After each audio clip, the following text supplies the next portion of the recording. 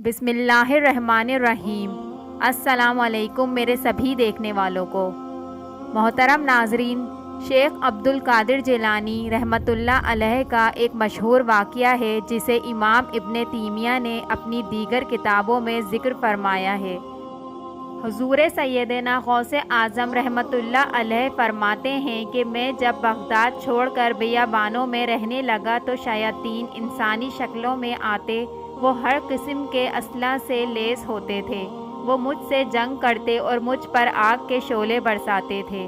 میں نے اپنے دل میں ان سے لڑنے کے لیے ہمت اور حوصلہ پیدا کیا اور اتنی جرأت پائی کہ ہر میدان میں ثابت قدمی کا مظاہرہ کیا۔ ہاتف غیبی سے میرے لیے ندا آتی، اے عبد القادر اٹھو اور ان کا مقابلہ کرو، ہم تمہاری مدد کریں گے۔ چنانچہ جب میں ان کا مقابلہ کرتا تو وہ فرار ہو جاتے تھے۔ ایک شیطان نے مجھ سے کہا کہ یہ جگہ چھوڑ کر چلے جاؤ، میں تمہارا برا حال کر دوں گا۔ میں نے آگے بڑھ کر اس کے منہ پر تماچا رسید کیا جس سے وہ الٹے پاؤں بھاگ گیا۔ میں لا حول ولا قوت پڑھتا اور شیطان جل کر راکھ ہو جاتے تھے۔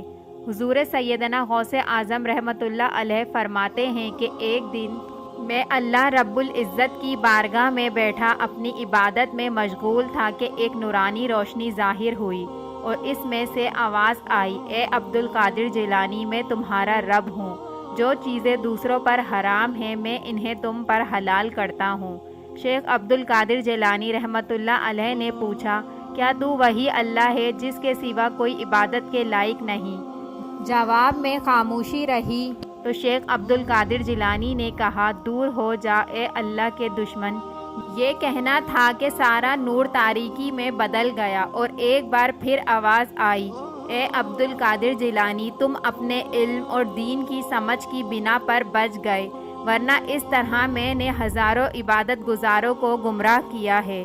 شیخ عبد القادر جیلانی نے کہا، اے مردود شیطان، میں اپنے علم کی بنا پر نہیں بچا بلکہ میں اپنے اللہ کی مہربانی کی وجہ سے بچا ہوں۔ شیخ عبد القادر جیلانی سے ایک شخص نے پوچھا کہ آپ کو کیسے معلوم ہوا کہ وہ شیطان ہی ہے؟ آپ رحمۃ اللہ علیہ نے فرمایا کہ جب اس نے کہا کہ دوسروں پر جو چیزیں حرام ہیں میں آپ کے لیے ان کو حلال کر دوں گا تو مجھے پتہ چل گیا کہ یہ شیطان مردود ہی ہے، کیونکہ یہ بات طے شدہ ہے کہ میرے آقا پیارے رسول کریم صلی اللہ علیہ وآلہ وسلم کی طے شدہ شریعت نہ اب منسوخ ہو سکتی ہے اور نہ ہی اس میں کوئی تبدیلی آ سکتی ہے۔ شریعت میں جو چیز حرام کر دی گئی ہے وہ حرام ہے اور جو چیز حلال کر دی گئی ہے وہ حلال ہے، اس میں کسی قسم کی کوئی تبدیلی نہیں ہو سکتی۔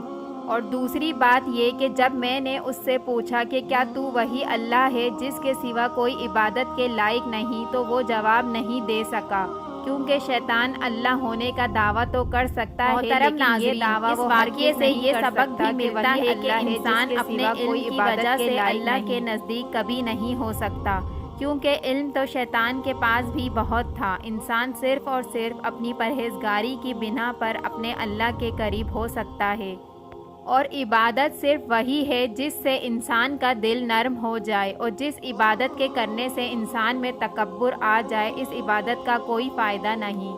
رسول کریم صلی اللہ علیہ وآلہ وسلم نے ارشاد فرمایا کہ اللہ کے نزدیک سب سے بہتر شخص وہی ہے جو تقویٰ میں سب سے بہتر ہے۔ اللہ تبارک و تعالی ہم سب کو شیطان مردود سے اپنی پناہ میں رکھے اور ہمیں نیک عمل کرنے کی توفیق عطا فرمائے، آمین۔